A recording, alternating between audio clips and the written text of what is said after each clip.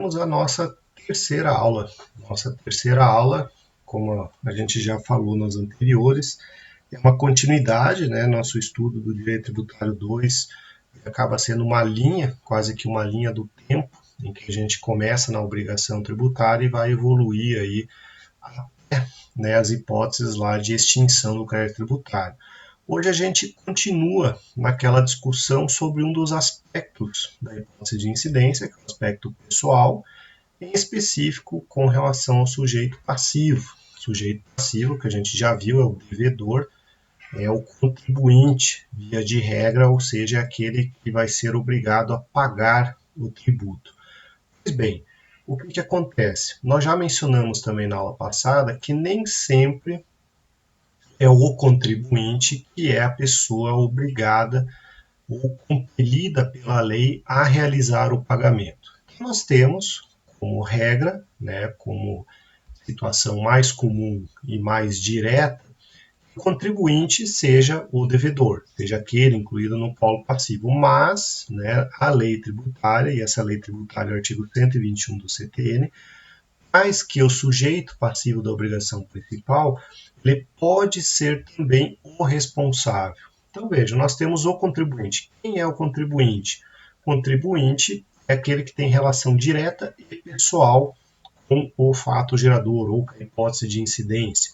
Ou seja, é aquele que obtém renda, é aquele que é o proprietário do veículo, é aquele que é o proprietário do imóvel, é aquele que industrializa produtos.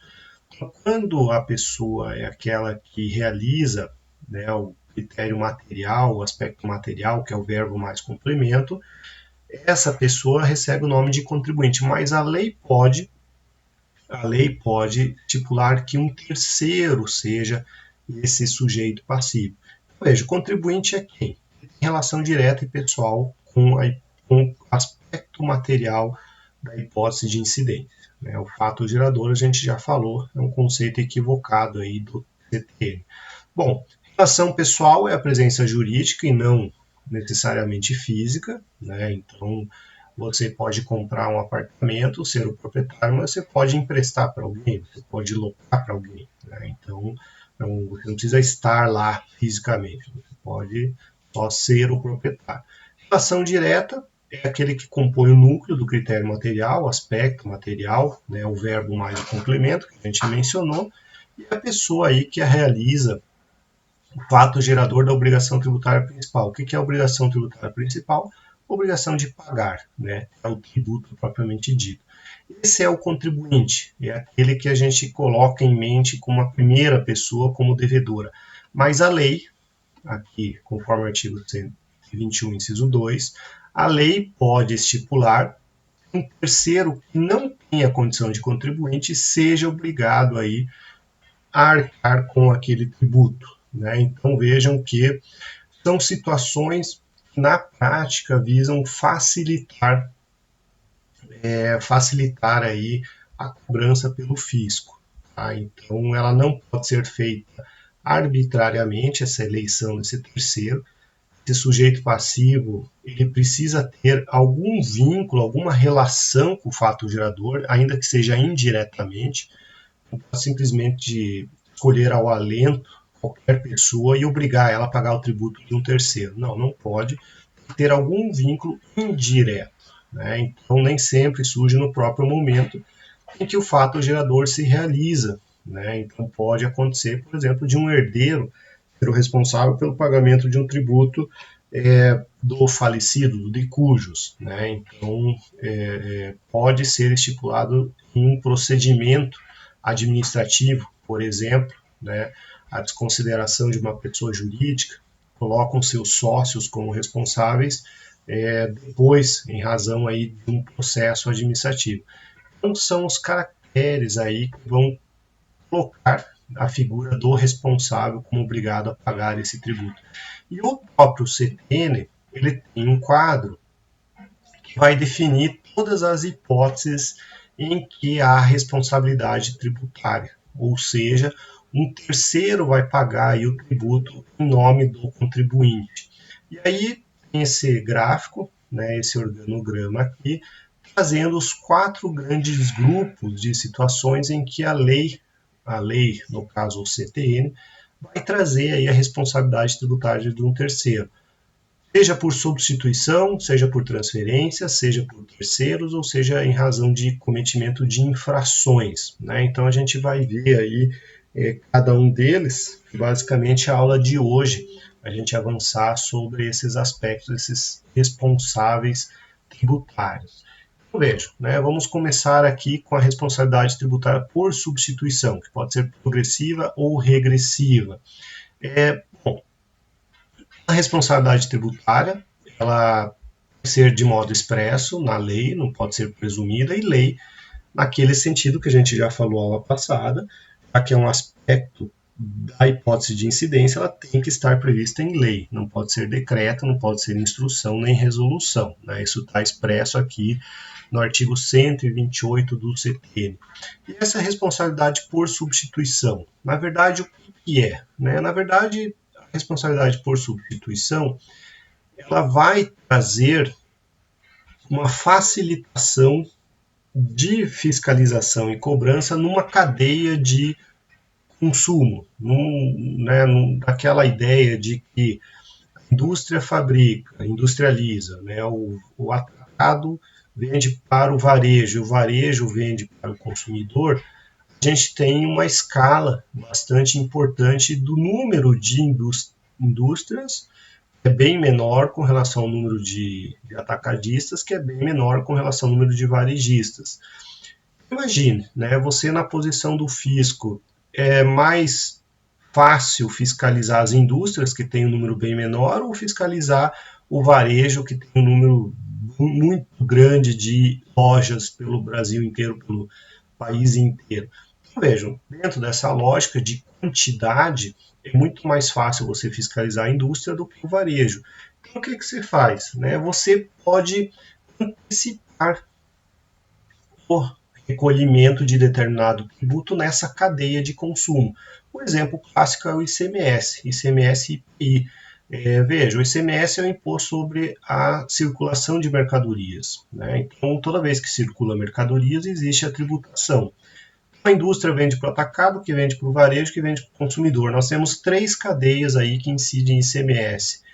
Para o fisco fiscalizar, o Estado fiscalizar todas essas etapas, é um custo enorme. Então, em várias situações, a lei coloca que a indústria, né, aquele que industrializa o produto, ele recolhe antecipadamente aí esse tributo, esse ICMS, né, em nome desses terceiros. Então, isso é a responsabilidade tributária por substituição. E essa responsabilidade por substituição, ela pode ser para frente ou para trás, ou seja, progressiva ou regressiva. Progressiva é exatamente esse caso que eu mencionei, né? Então, a indústria recolhe o ICMS antes do fato gerador seguinte, né? Então, o fato gerador seguinte é lá na frente, por isso progressiva, para frente. Então, é o caso de recolhimento antecipado, né, desse tributo. Já a substituição tributária regressiva é para trás, né? Na verdade, vamos imaginar que para trás dessa cadeia de consumo o fornecedor de matéria-prima, né? Vamos imaginar lá uma indústria de calçados que compra, né, de um número grande de fornecedores de couro, de têxteis, de plástico, de tudo mais.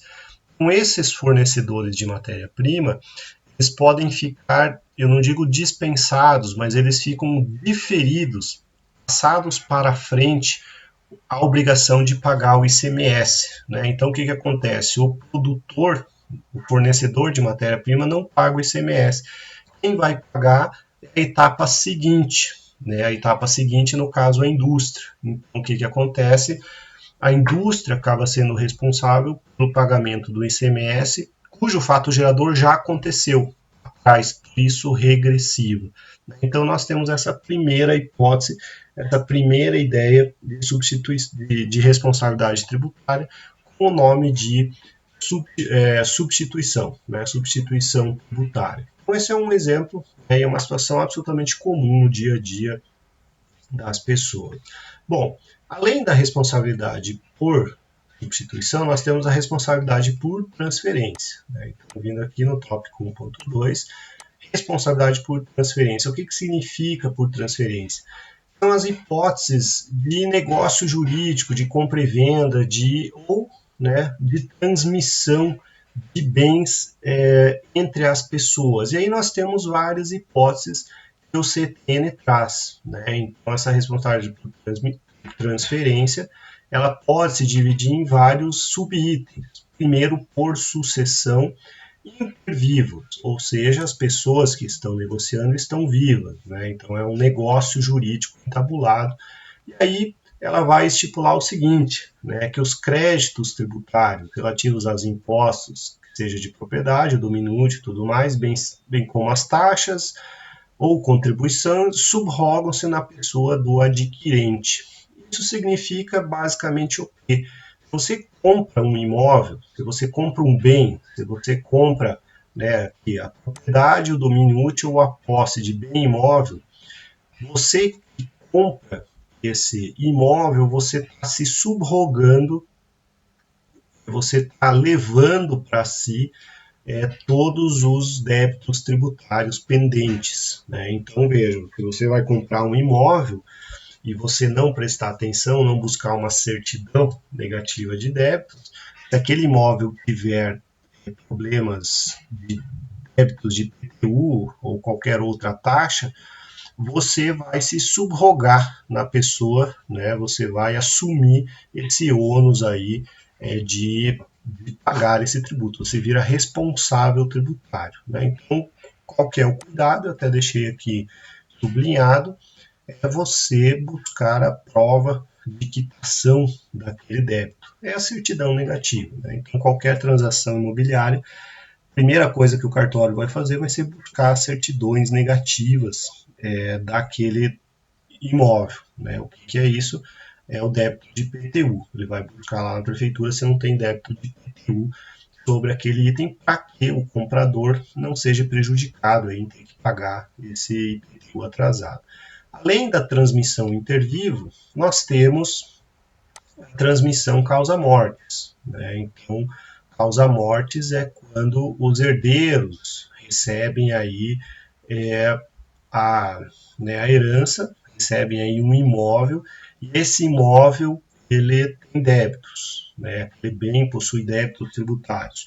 Os herdeiros vão se tornar responsáveis tributários por aquele tributo, né? E esse tributo, obviamente, vai ser pago e o patrimônio que vai ser afetado para o pagamento desses impostos atrasados é o quinhão da herança, né? Então, o herdeiro não paga com aquilo que já é dele, com os bens particulares, pelo tributo devido em razão do recebimento aí daquela herança, né? Então, até o limite das forças da herança, esse herdeiro vai ser responsável tributário aí pelo pagamento dos tributos, né? Então, nós temos aí essa transmissão de responsabilidade em razão da causa-mortes.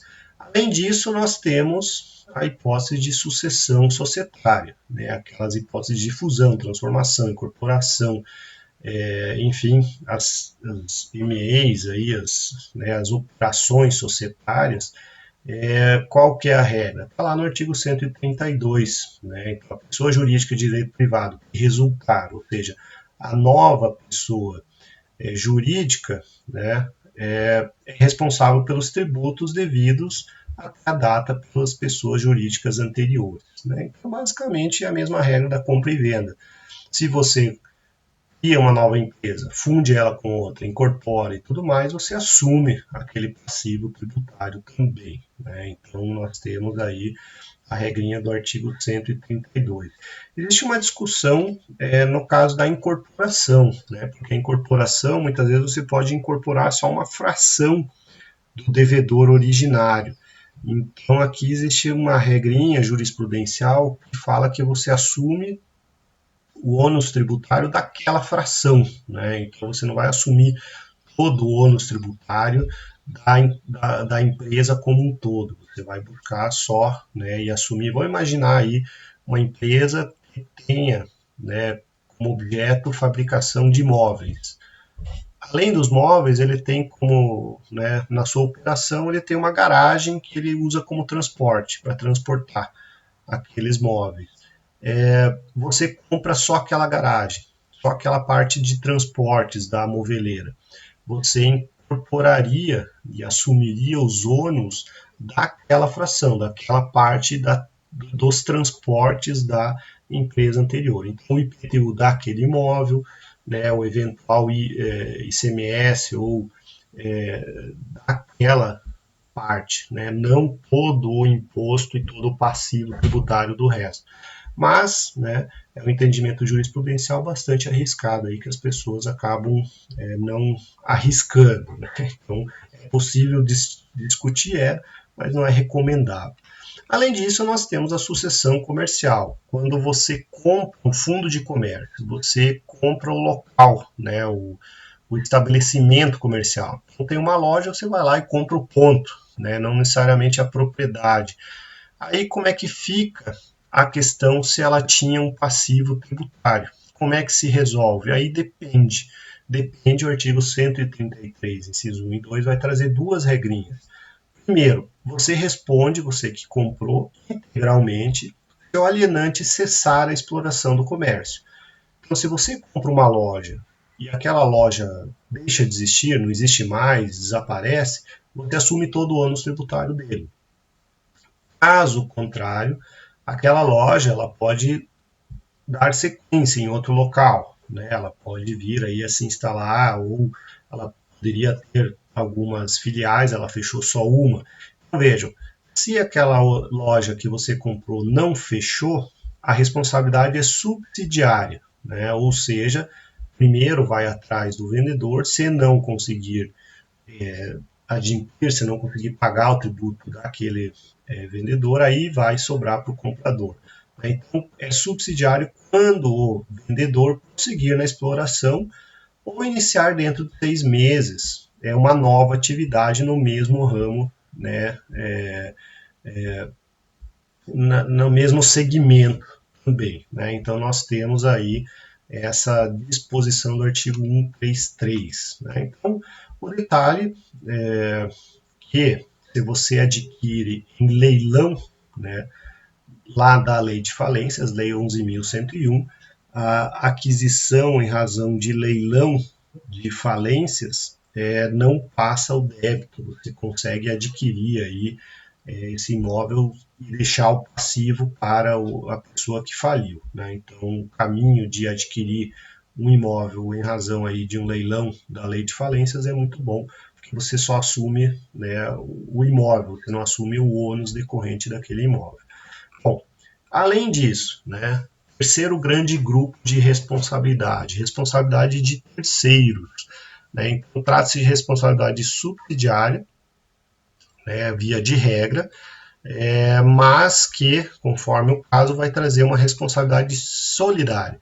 E aqui nós temos o exemplo clássico do artigo 134 do CTN, por exemplo, os tributos devidos pelos filhos menores. Quem é o responsável tributário solidário? Os pais. Né? Então, se o seu filho recebe uma herança, né, uma doação de um terceiro, o seu filho é responsável por um ITCMD. Ele está recebendo um bem doado. Esse ITCMD, se o seu filho é menor, vai sobrar para você, pai, né? Você que é responsável, para você que tem a guarda aí do filho. Né? Então, os pais pelos tributos dos filhos menores, né? Os tutores e curadores pelos tutelados e curatelados, administradores de bens terceiros, o inventariante pelos tributos do espólio. Né? Então, aí é uma situação bem importante. Se você se tornar inventariante no inventário, fique atento aos tributos, porque você é o responsável tributário. Você, pessoa física, pode ter teu patrimônio afetado aí se você não admitir aqueles tributos. Né? Então é muito importante aí. O síndico, quando existia o síndico na massa falida, hoje o nome certo é o administrador judicial, né? Não existe mais o síndico nem o comissário, tudo virou administrador judicial. Tabeliães e escrivães, pelos tributos devidos pelos seus atos. Né? Então, se um tabelião começar a autenticar a cópia, né, ou um tabelião começar aí a reconhecer firma e não recolher, né, ou não cobrar do cidadão o emolumento, que é uma taxa, né, a taxa que é pago para o Estado vai cobrar da pessoa física do tabelião, né? Então, por isso que os tabelionatos aí são bem rígidos com essa parte de custas, né? Que na verdade são taxas que não sobra para eles. A responsabilidade aí de terceiros do artigo 174 propriamente dita, né?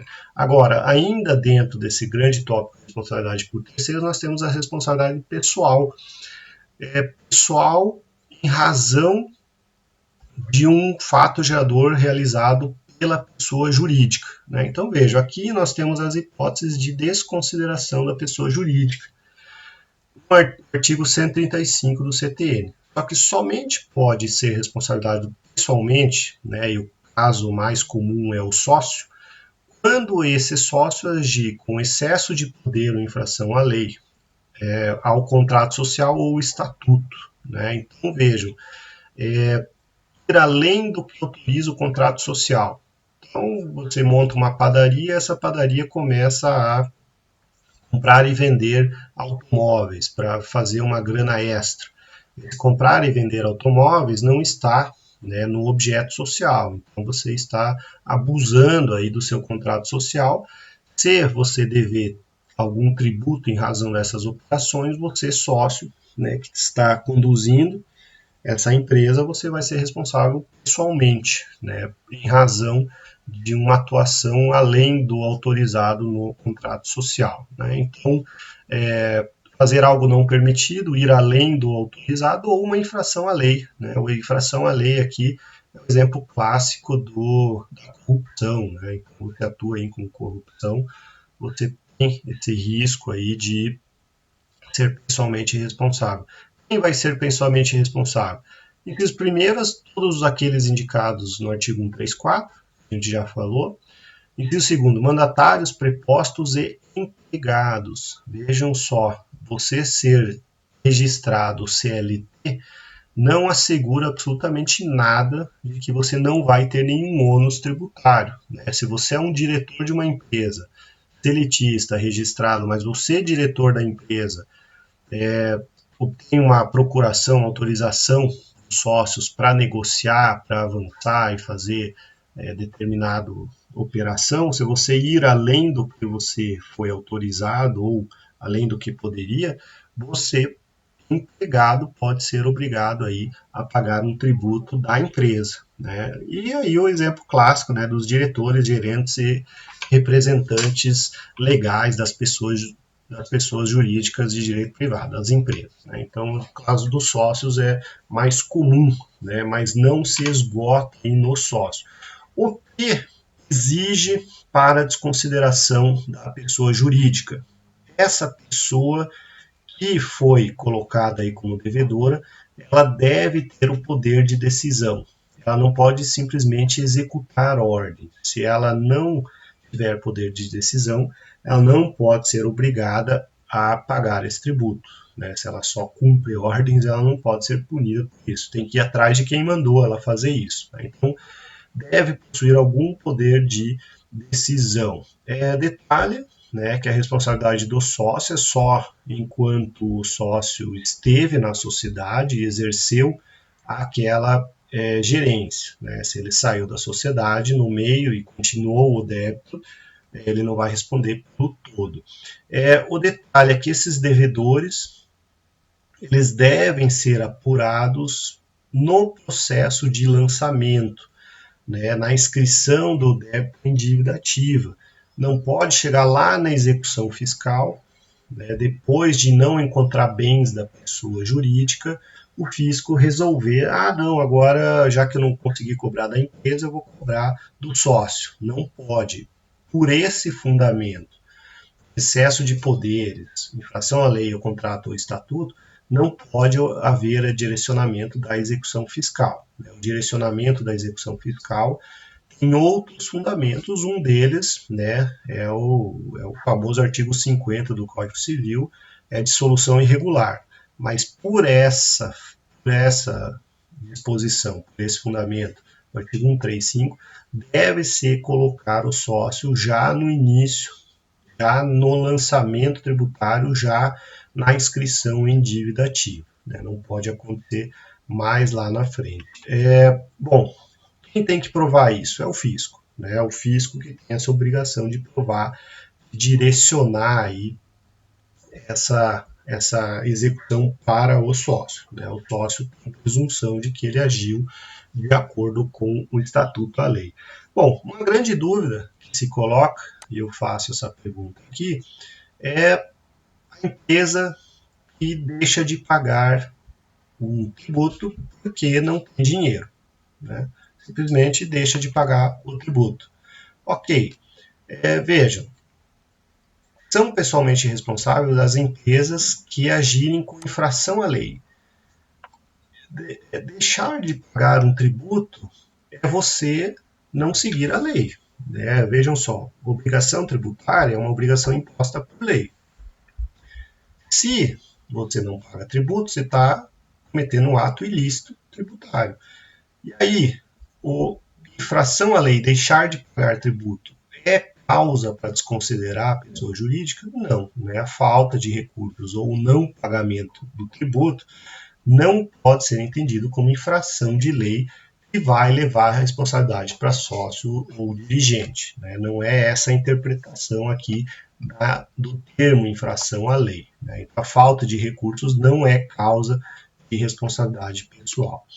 Bom, e por último, aqui nós temos o quarto grupo, né, que são as responsabilidades pelas infrações. São responsabilidades objetivas, né, independe da intenção do agente, do responsável, e quando que essa responsabilidade é pessoal? E aí vem as hipóteses, né? Nas hipóteses aí de crimes ou contravenções, né, quando as infrações cuja definição do dolo específico seja elementar, quanto às infrações que decorram de dolo específico, né? Então são situações aí em que o próprio sujeito passivo decide reconhecer e confessar a infração. Essa confissão aí, ele vai, né, reconhecer que cometeu um ilícito e aí ele acaba trazendo essa responsabilidade pessoal para ele. Então, os crimes tributários, né, aquelas situações em que a pessoa frauda, simula e tudo mais, quem fraudou, simulou, está aí também assumindo uma responsabilidade tributária pessoal e solidária com a pessoa jurídica.